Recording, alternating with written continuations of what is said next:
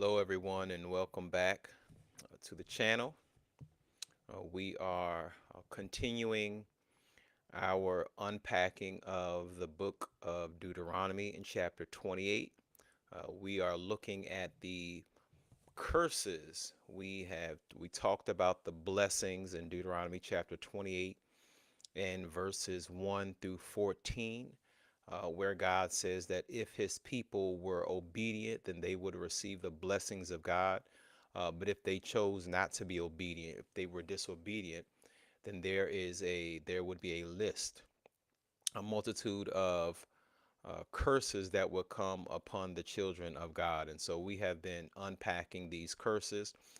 We looked at Deuteronomy chapter 28 and verses 29 through 31 over the last couple of days, and we are picking up in this episode. In this video, we are looking at verses beginning in verse 32. So in chapter 28, Deuteronomy chapter 28 and verse 32, Deuteronomy 28 and verse 32, the Bible says, "Your sons and your daughters shall be given to another people, and your eyes shall look and fail with longing for them all day long, and there shall be no strength in your hand. Have mercy, have mercy." So this verse is speaking of our children uh, being taken away, children being taken away, um, leaving our parents helpless to do anything to stop it, which is really, it's a reality for African Americans, for people of color, for melanated people, for Hebrews throughout history, to be honest. If you think about the slave auctions that took place during that time, family separation, you had enslaved Africans who had their children ripped from their arms, sold to different plantations. You had mothers and fathers who watched in agony as their children were taken away. And they would never see these children again in many instances. The slave trade, as we know, would destroy the black family structure that would leave generations longing for lost loved ones. There's a book that I read, um, the psychological, oh mercy, I can't even remember the name of the book, um, by Naeem Akbar. I can't even remember the name of the book. I was supposed to bring that book to read from that book today, but I completely forgot, so you all forgive me. But it talks about the things, the result because of what we experienced during that time during slavery, because of what we experienced with broken families and children taken away and husbands taken away and wives being raped. All of these things, it has caused us to be the people that we are today. And so we see a lot of the remnants today of what our brothers and sisters, what our ancestors experienced back then. And so the text says that your sons and your daughters shall be given to another people. We also see that happening in the foster care system, and legal separation. Even after slavery, systemic racism has led to our families being torn apart through these biased welfare policies and legal systems.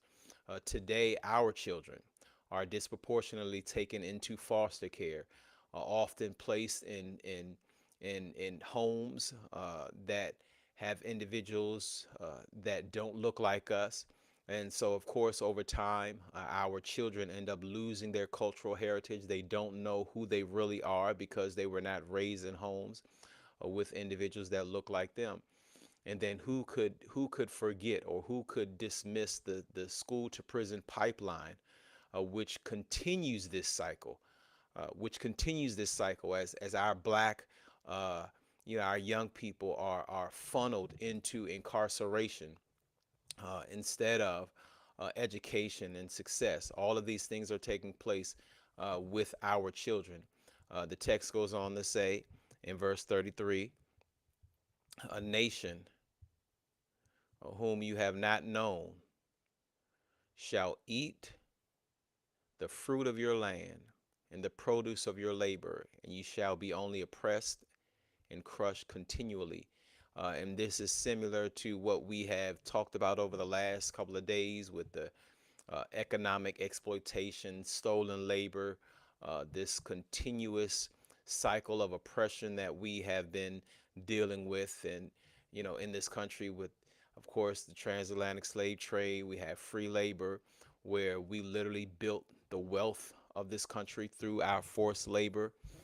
We have worked on plantations, harvesting cotton.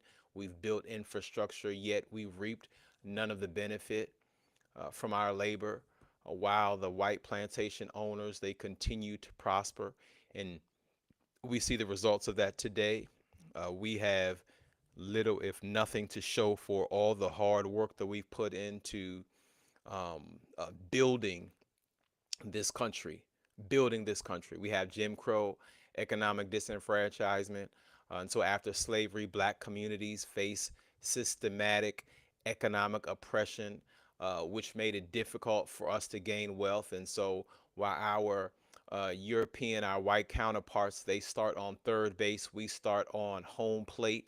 And so we're trying to catch up to them, and it's a never ending cycle. We can't get to that place because we started off. We'll never get to where they are because we started off too far behind. Then you had land theft, racial violence. We talked about, Tulsa. You have the modern economic discrimination, where, we have higher unemployment rates. We have lower wages. We have housing discrimination. And all of these things we see that continue to happen you know, in our communities. Verse 34, as you can see, the harvesting, the cotton picking, sharecropping, and then the text goes on to say, so that, what does it say in verse 34? You shall be only oppressed and crushed continually. Oppressed and crushed continually. I don't have this verse on here, but verse 34 of Deuteronomy 28, it says, so that thou shalt be mad for the sight of thine eyes, which thou shalt see. I'm going to read it from the New King James because it's a little bit easier for you to understand, for those who may not understand the King James. Verse 34 says, so you shall be driven mad because of the sight which your eyes see. Have mercy. You shall be driven mad. Listen, I mean, if that's not speaking to our condition right now, if that's not speaking to what we are going through right now, then I don't know what is. Because when I think about what I see happening on a day-to-day basis, when I look at the news, or not really when I look at the news, because I choose not to look at the news because it's too depressing, looking at seeing what we are experiencing from day to day. But when you hear about these things that are happening, when you see these things that are happening, it's depressing. It makes you mad. It makes you upset. And what's crazy is that, I know I've been accused of being the angry black man, which is amazing, because James Baldwin once said that, what did he say? To be a Negro, and to be relatively conscious, to be a Negro in this country and to be relatively conscious, relatively, just a little bit conscious, is to be, what does he say? Is to constantly be in a state of rage, constantly. And so what happens is you seem to be this angry person, not because you are just naturally an angry person, but because you continue to see these things happening over and over and over again. And so it seems as though you're upset. It seems as though you're angry, when the reality is, as James Baldwin said, you have a reason to be angry. And if you're not angry, if you're not angry at what's taking place in this country, what's taking place with your brothers and sisters, if you're not angry that your brothers and sisters continue to get shot, if you're not angry that we have, incarceration rates that are higher, if you're not angry that the system is stacked against us, if you're not angry that it's harder for us to get jobs, if you're not angry that they continue to remove our history, from history from the schools, if you're not angry that they continue to lock our brothers and sisters up for the same crimes, but our brothers and sisters get more time. If you're not angry at these things, then that means you must not be, as James Baldwin said, relatively conscious. You must be still asleep, because you can't be woke and be okay with this stuff that is taking place. Now, is there an understanding that, okay, yes, Christ is going to come back one day and he's going to save us, he's going to release us, he's going to free us, all of this other stuff? Yes, we understand all of that. All right, we understand all of that stuff. But oftentimes we like to spiritualize everything that's happening in front of us. Christ said it's okay to be angry, but he said to sin not. So it's okay to be upset when you see these things taking place. It's okay to be upset. In fact, Deuteronomy 28 tells us that it would take place, that we would be upset, that we would be mad. And so when you see the sight, when you see lynchings, when you hear about lynchings and beatings and rapes and all of these things that are taking place, when you see the racial injustice that is happening with the police brutality, when we had Jim Crow and all of these other things, when you see the Trayvon Martins and the George Floyds and the Breonna Taylors and the Philando Castiles and the Alton Sterlings and all of these and the countless others killed unjustly, it causes deep psychological pain, anguish, frustration. And so the text says, and you shall be driven mad because of the sight which your eyes see. And so there's a mental toll, a mental health and emotional toll that takes place because you see this stuff on a regular basis. This stuff is not normal. It's not normal. But what happens is, because we have seen it for so long, we have gotten desensitized.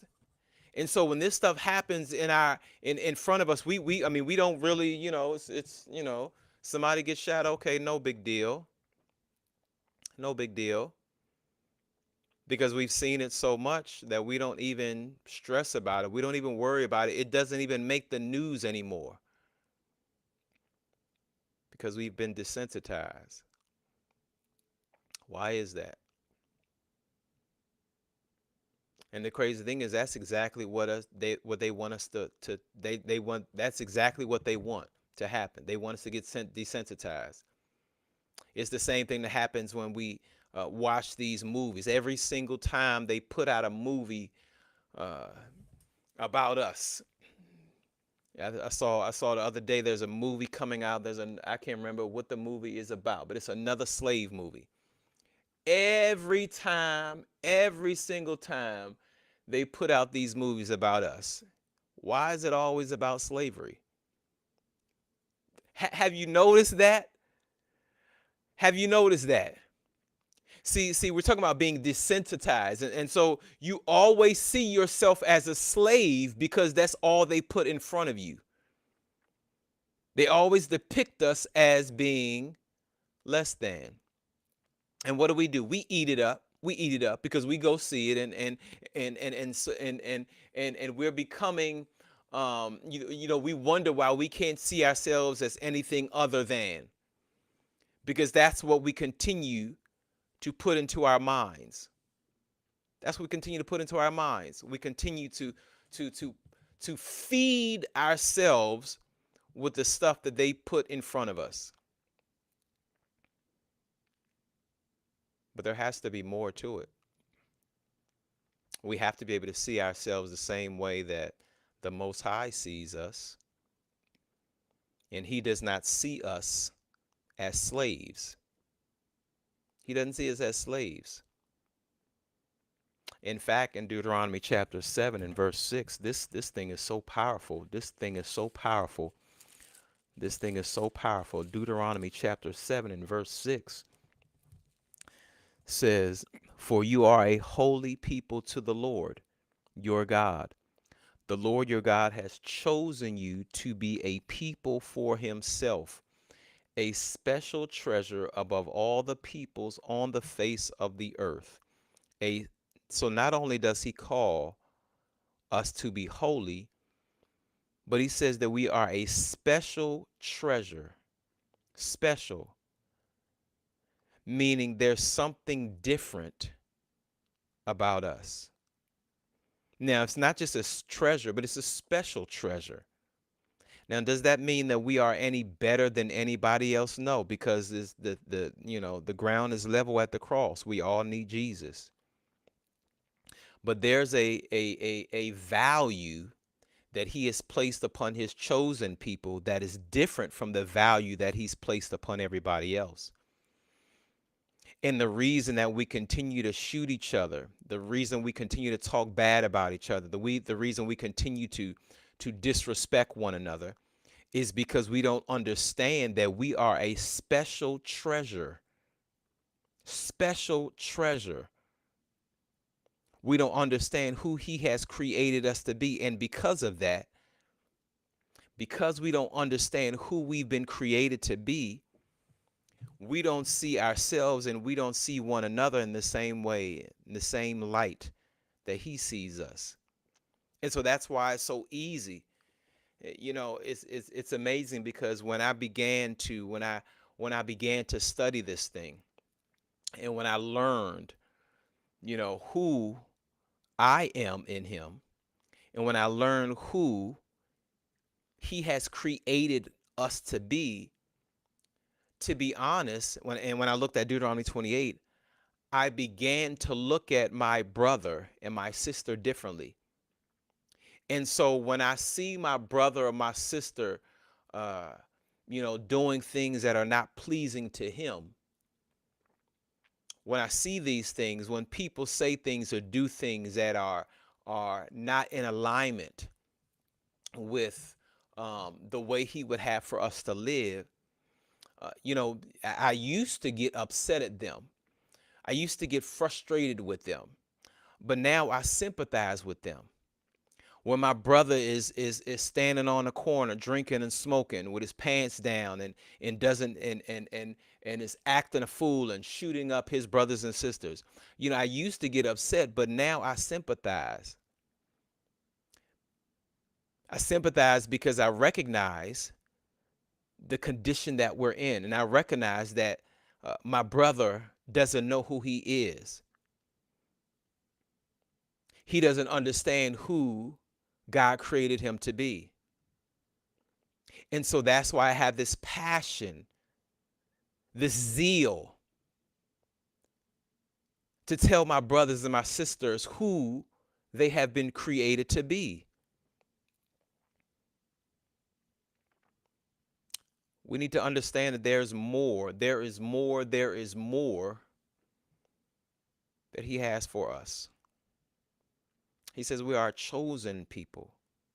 He says you're a special treasure above all the peoples on the face of the earth.